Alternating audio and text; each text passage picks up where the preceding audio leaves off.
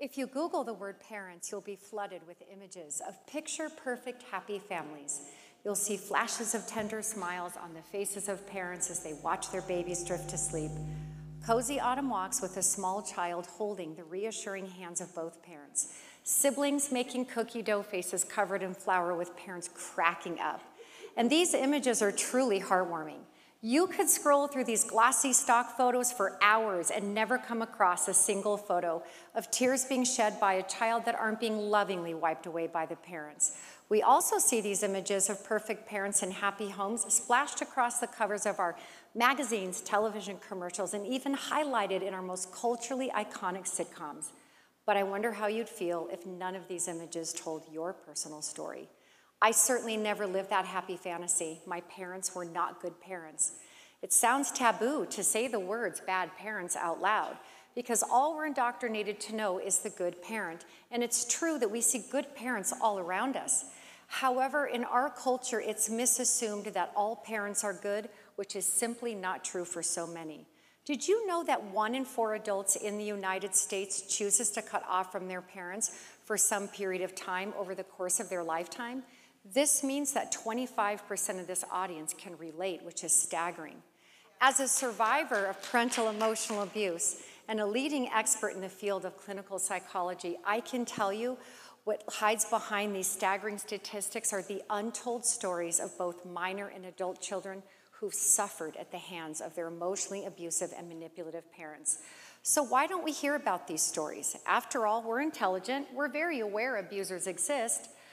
We've all heard of the public abuses to come from some of our most well-known religious leaders, medical doctors, government officials, entrepreneurs, school teachers, coaches, and even some of our most beloved athletes, actors, and musicians. And when these abuses are exposed, we condemn these abusers. We would never dream of expecting children to remain in good standing with any person, regardless of their elevated status, who had abused them. But somehow, when it comes to parents, we have a difficult time accepting parents can be bad, abusive, and downright dangerous to their children. And regardless of parental abuses being exposed, we lean in to protect the parent by assuming that parents aren't abusive at all, but they are. And we have a really hard time accepting that they can be harmful to their children. We demand children remain in good standing with their parents, their abusers, for the remainder of their lives. So why do we do this? Why do we allow children to have this experience where they're constantly being put in the face of parents who abuse them? It's a sad reality in our society that we hold strangers to higher standards of treatment of children than parents. When a stranger harms a child, that person faces losing their job, their license, and many have faced criminal charges. Whereas parents are given a public free pass on the same, if not far worse, abuses simply due to their title. It makes no sense to give parents a public free pass, allowing them to hide in plain sight. Perhaps it's just too difficult to admit that abuse happens in our closest quarters and to the most innocent members of our human family, our children. I am one of these innocent children who was raised under 2 severely dysfunctional parents, and life was really hard for me. I used to dread having to wake up to cope with the complete lack of predictability, stability, and moodiness of the people I called my parents, forcing me to master a stressful and delicate eggshell walk while I was around them. I grew up feeling sad, alone, angry, and totally defeated every single day. Covert emotional abuse may not be identifiable by physical markers, but this type of abuse is potent enough to break the hearts and spirits of children, leaving them with lifelong internal bloody wounding that no one can see. This abuse is now punishable by the law in 5 European countries. Sadly, I know many of you can relate, so I just want you to know that it's okay. I assure you that the abuses you endured, they were real, they happened, they're bad enough to be labeled as abuse. So who is this parent that we're discussing here today? In short, bad parents are cruel, they lack empathy, they're extremely critical and controlling, they are never wrong, they're always the victim, they are pathological liars and manipulators, and they are disturbingly immature and selfish. It has never ceased to amaze me that we are not allowed to talk about the problematic character of bad parents in a culturally open and safe space. Instead, we allow the idea of bad parents to evaporate into thin air to protect the supposed holiness of parents. But it mind boggles me that we believe the physical act of bringing a child into this world is somehow powerful enough to eliminate ingrained character deficits and abusive traits. As a doctor, I can assure you, bringing a child into this world does not resolve or cure the abusive and manipulative nature of an already abusive and manipulative person. Bad parents were abusers prior to having children. They remain abusive throughout the raising of their children, and they continue to abuse, guilt, manipulate, and control their adult children long after they leave home. The unchanging person in this dynamic is the parent. Children do not cause bad parents. Emotionally abusive and manipulative people become emotionally abusive and manipulative parents. So why do we allow the idea of bad parents to hide in the shadows of our collective awareness as we heartlessly place innocent children in the spotlight of blame and responsibility? That answer is cognitive dissonance. Our belief in the sanctity of parents is so powerful, we will deny all evidence that counters what we hold to be true. We want to believe that all children love, adore, and respect their parents because our social cohesion is reliant upon this belief. This belief brings us a sense of security. So to hold on to this security, we blatantly ignore the suffering of children to avoid bringing shame upon the parents who raise them. This tells us we are far more concerned with the reputation and appearance of parents than we are with the protection of children.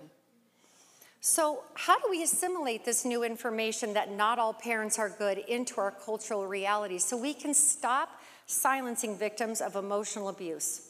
As an initial step, we must come together in acceptance, as the acceptance of hard truths is the prerequisite for any meaningful change. A hard truth we must wake up to is that a parent's repeated mistakes are not accidents. It's a reflection of their poor character. And we must not allow this type of abuse to remain hidden. So whether you were raised by loving and adoring parents or through the hell of parental emotional abuse, it's time we come together, collectively join hands, so we can create a meaningful shift in awareness. So where do we start? First, we must listen to children. Young children especially, they can't lobby for themselves, write books, give speeches, or start social movement campaigns. We must do it for them. We must also accept that neither minor or adult children have an agenda against the parents they would love to depend upon for love, community, and survival. If they're biting the hands that feed them, we must trust they have good reason. Second, we must create a shift in accountability. We must remove the spotlight of blame and responsibility off a child's behavior and place it back onto the source, the parent who is mistreating them. To accomplish this, we must establish a language in our cultural narrative that allows us to tell parents when they need to do better. Lastly, we must stop telling adult children who've protected their lives from their parents that they're doing something wrong with microaggressions such as, you're not going to go visit your parents for the holidays, you're going to crush them. You only get one mother. Your parents are getting older, you better fix things now or you're going to feel guilty for the rest of your life. Or, your parents couldn't have been that bad. You turned out okay. Children raised under severely character disordered parents suffer a lifetime of problems. I've had many people say behind my back, we like Sherry, but we do not agree with her message. Well, I am my message. My message chose me. I assure you, under no circumstances did I choose to come into a life to be recklessly and intentionally emotionally abused by the parents who raised me. Children like me are judged and condemned wherever we go. It's like being checked into the Hotel California. We got checked in by our parents, but we aren't ever allowed to leave. Even when we had no choice in the choosing of who our parents would be, they chose us. Judging adult children for cutting off from their parents, it only deepens an already lacerating wound. No one wants to be a part of this club.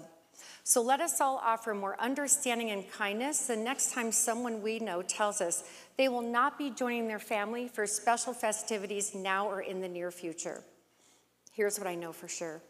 All children, regardless of age, have the right to set boundaries and to move their lives in new and different directions so that the generational trauma that ran into them will stop with them right here, right now.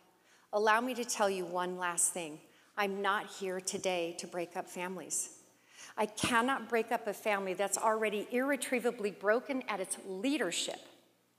I'm here today to serve the adult children who've cut off from their parents, who want to be a part of this movement of stopping generational trauma in its path. So as cycle breakers, we can change the families of the future. I'm here today to give voice to the child in you and the child in me that deserves so much better. It's time that we understand DNA beyond the general definition of genetic family bonds that cannot be broken, and understand DNA as do not abuse. As Nelson Mandela so beautifully stated, there can be no keener revelation of a society's soul than the way in which it treats its children. Thank you.